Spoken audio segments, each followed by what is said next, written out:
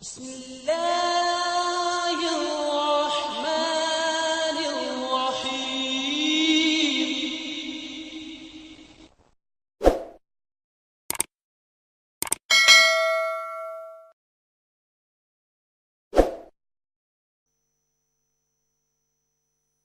اسلام سے نہ بھاگو،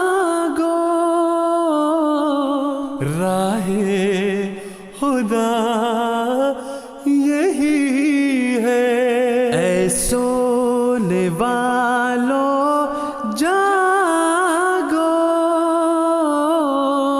شمس الضحیٰ یہی ہے۔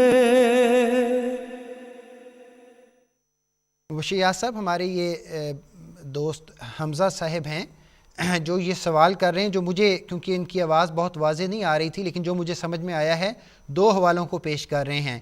ایک حضرت مسیح موعود علیہ الصلوۃ والسلام کا حوالہ ہے، جس میں آپ فرما رہے ہیں کہ حق کی قسم ہے کہ حضرت عیسیٰ علیہ الصلوۃ والسلام فوت ہو گئے ہیں، اور پھر بخاری کے حوالے سے بات کر رہے ہیں کہ حضرت صلی اللہ علیہ وسلم نے فرمایا کہ حضرت عیسیٰ علیہ الصلوۃ والسلام نے دوبارہ آنا ہے۔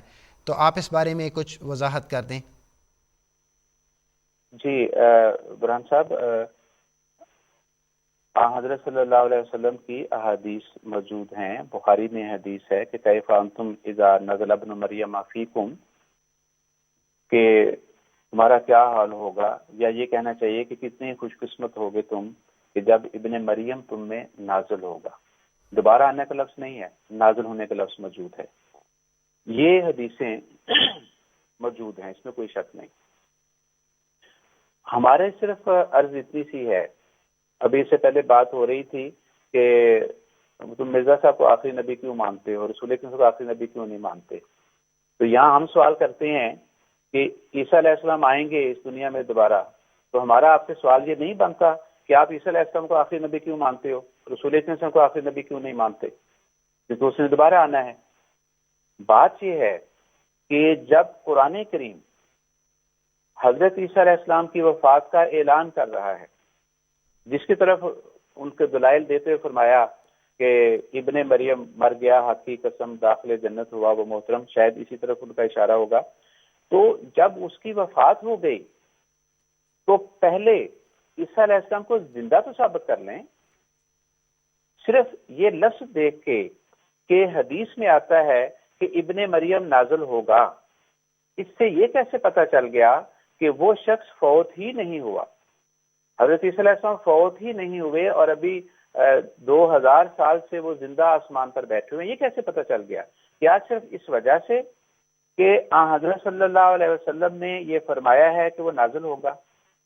اگر صرف اتنی سی بات ہے تو لفظ نازلہ جو ہے عربی زبان میں جب استعمال ہوتا ہے، بعد میں ہم آئیں گے اردو میں بھی اس کا استعمال ایسا بھی ہے، تو کیا اس سے مراد یہی ہوا کرتا ہے کہ وہ آسمانوں سے ہی اترا کرتا ہے؟ قرآن کریم نے یہ لفظ استعمال کیا ہے۔ سب سے پہلے تو ہم حضرت صلی اللہ علیہ وسلم کے بارے میں قرآن کریم کے بارے میں پڑھتے ہیں کہ اللہ تعالیٰ فرماتا ہے قد انزل اللہ الیکم ذکر الرسول یتلو علیکم، کہ ہم نے تمہاری طرف اس محمد صلی اللہ علیہ وسلم کو جو تم پر اللہ تعالیٰ کی نشانیاں پڑھتا ہے اس کو نازل کیا ہے۔ تو کیا آپ آسمانوں سے اترے تھے؟ پھر سورۃ زمر میں اللہ تعالیٰ فرماتا ہے انزل لکم من الانعام، کہ تمہارے لیے ہم نے جانور اتارے ہیں۔ تو کیا یہ جانور جو ہیں جن کو ہم خود تصور کرتے ہیں یہ اللہ تعالیٰ نے یہ ہمارے لیے پیدا کیے، ہمارے فائدے کے لیے پیدا کیے ہیں، تو کیا یہ آسمانوں سے اترتے ہیں؟ انزلنا الحدید فرمایا کہ ہم نے لوہا نازل کیا۔ ابھی مجھے آواز تھوڑی سی کٹ کے آئی تھی، غالباً محترم امام صاحب نے بھی آیت پڑھی تھی کہ وَإِن مِّن شَيْءٍ إِلَّا عِندَنَا خَزَائِنُهُ وَمَا نُنَزِّلُهُ إِلَّا بِقَدَرٍ مَّعْلُومٍ۔ یہاں بھی اللہ تعالیٰ فرماتا ہے کہ کوئی چیز ہمارے پاس نہیں مگر ہمارے پاس کوئی چیز بھی نہیں مگر ہمارے پاس اس کے خزانے ہیں، اور ہم اس کو ایک مقررہ اندازے کے مطابق یا مقررہ وقت پر ہم اس کو اتارتے ہیں۔ پھر اللہ تعالیٰ فرماتا ہے انزلنا علیکم لباسا، سورۃ اعراف میں، کہ ہم نے لباس کو اتارا، نازل کیا۔ تو کیا یہ ساری چیزیں آسمانوں پہ سے اترتی ہیں؟ لفظ نزول کو ہمیں سمجھنا چاہیے کہ جب کسی کے لیے لفظ نازلہ استعمال ہوتا ہے تو اس کے معنی کیا ہوا کرتے ہیں. پھر اس طرح بے شمار حدیثوں میں حضرت صلی اللہ علیہ وسلم کی سوانح اور سیرت بیان ہوتی ہے کہ آپ فلاں جگہ نازل ہوئے، نزول فرمایا، فلاں جگہ نزول فرمایا. ہم مہمانوں کے لیے نزیر کا لفظ استعمال کرتے ہیں، اترنے والا. تو اس لیے یہ لفظ سن کر یہ یقین کر لینا کہ ابن مریم نازل ہوگا، مطلب یہ ہوا کہ وہ آسمانوں سے آئے گا یا زندہ بیٹھا ہوا ہے، یہ بھی درست نہیں ہے بات. قرآن کریم کا محاورہ، حضرت صلی اللہ علیہ وسلم کی زبان مبارک سے نکلنے والے الفاظ کا محاورہ، وہ اس کی تائید نہیں کرتا. پھر ابن مریم تو خود ایک استعارہ ہے. یہ اتنا خوبصورت مضمون ہے کہ عیسیٰ اور ابن مریم کا استعارہ لیا گیا ہے کہ وہ اس امت کے لیے ابن مریم بن کے آئے گا، جس طرح امت موسویہ کے لیے موسوی سلسلے کے آخر پر ایک ابن مریم آیا تھا. امت محمدیہ کی سلسلہ محمدیہ کا یہ مرتبہ اور شان ہے کہ اس میں بھی اس کے آخر پر ایک ابن مریم آئے گا، کیونکہ موسوی سلسلے کو کے ساتھ محمدی سلسلے کو ایک مشابہت ہے، لیکن محمدی سلسلہ کہیں زیادہ شان اور اعلیٰ اور عرفہ مرتبہ اور مقام لیے ہوئے ہیں. ابن مریم ہوا کرے کوئی، میرے دکھ کی دوا کرے کوئی، اردو شعراء میں، باقی نثر میں، نظم میں ابن مریم کا تو استعارہ استعمال ہوتا ہے.